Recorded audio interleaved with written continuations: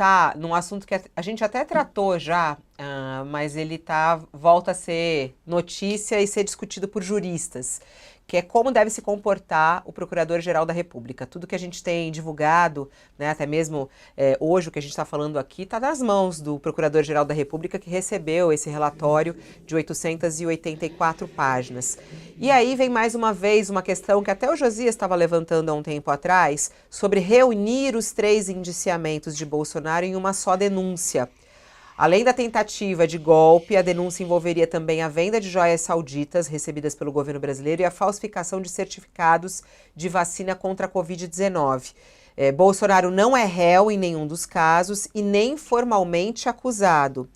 O jornal Folha de São Paulo fez uma reportagem que está publicada hoje, trazendo mais informações e trazendo análises de vários juristas a respeito disso, e por isso quero voltar a esse assunto com o senhor, que já tinha até falado conosco sobre isso, mas ainda segue sendo um assunto entre advogados que são ouvidos pela reportagem de quais são os caminhos que vão ser adotados pela Procuradoria-Geral da República, assim também quais serão os caminhos que serão adotados pela defesa de Bolsonaro, né? E segundo aqui os juristas que foram ouvidos pela reportagem da Folha, alguns dizem que sim, é possível tratar os casos conjuntamente, mas eles divergem sobre os riscos dessa estratégia. Quer dizer, se ele for por essa estratégia, os riscos serão maiores. E aí há divergências em relação a esses casos. Alguns dos juristas que falaram aqui disseram, inclusive a advogada criminalista, por exemplo, Carolina Morim, que é doutora em processo penal, avalia que o correto seria a PGR oferecer 3 denúncias, por serem investigações distintas, né?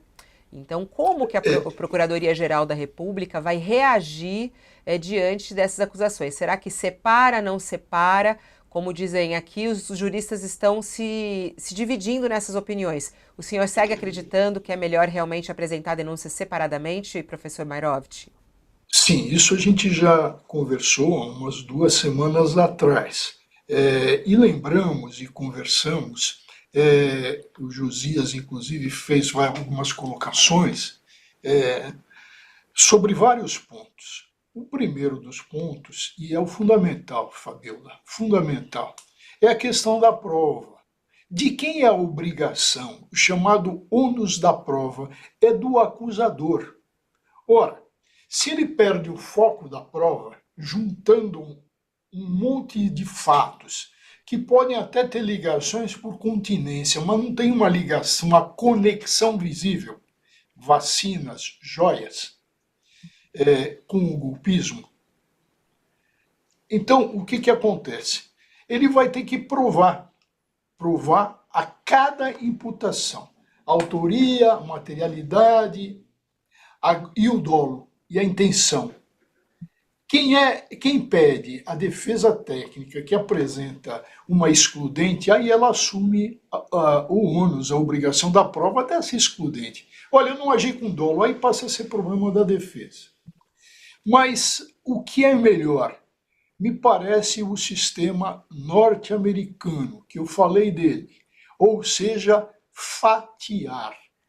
Para quê? Para que cada processo tenha um foco certo e determinado. O bom, no conjunto, é mostrar toda essa responsabilização, essa irresponsabilidade, esse golpismo com um monte de características, a representar o oportunismo, também com relação a joias, argentarismo.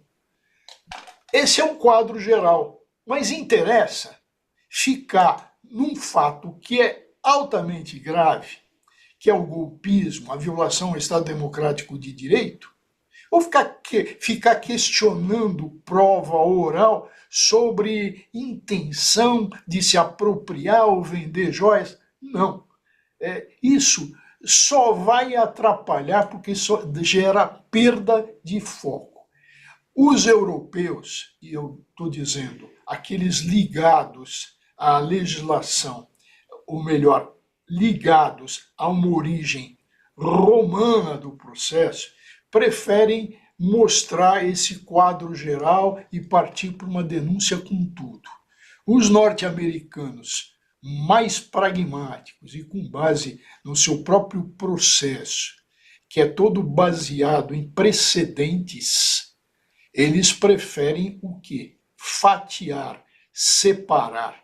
E isso é bem melhor, porque com relação ao golpismo nós vamos ter muitas defesas técnicas, muita prova para ser confirmada em juízo, não se pode perder o foco.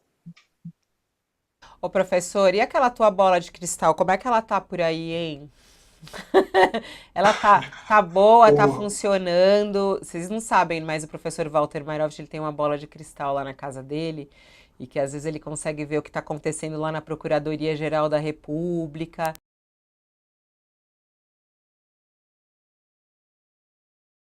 A bola tá te contando?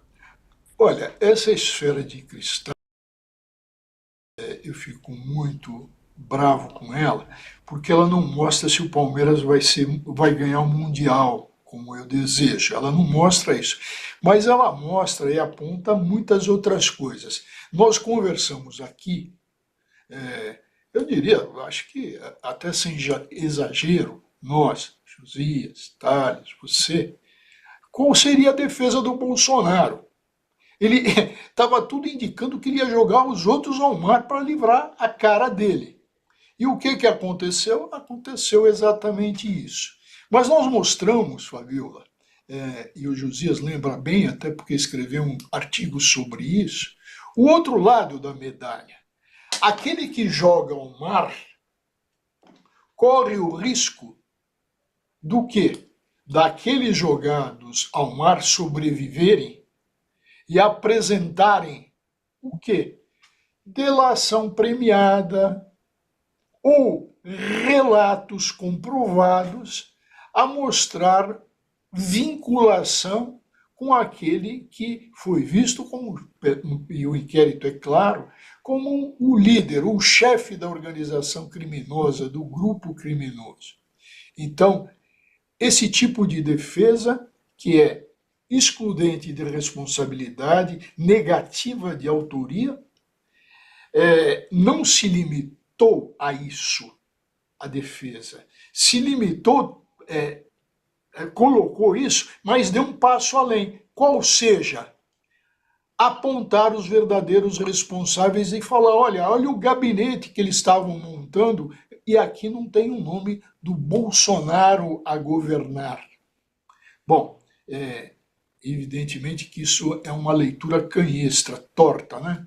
Porque na realidade existia o coordenador, aquele que coordena está subordinado a alguém. Então, não é essa chave de leitura correta. Mas o Bolsonaro entrou nessa.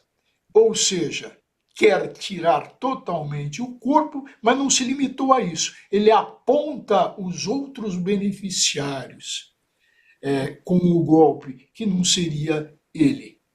São os dois lados da moeda. Quanto ao procurador, o Gonê não tem característica de ser um acusador cego, não. Uma pessoa cautelosa, responsável, ele é um jurista, ele, antes de ser um acusador, ele é uma pessoa que não se empolga por uma acusação, mas sim por um senso de justiça, de responsabilidade. Então, o que se esperar dele?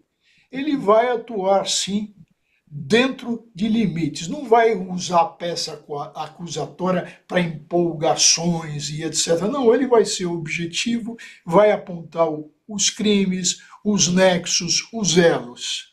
Então, ele vai atuar como um procurador, mas sim, mas um procurador de justiça.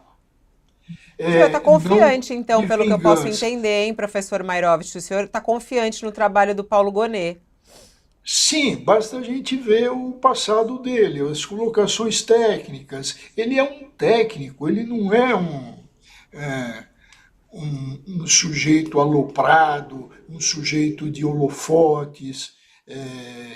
Então, eu acho que ele é a pessoa adequada a denunciar. O que eu não concordo com ele é esse prazo para esticar para o ano que vem. Não, isso não.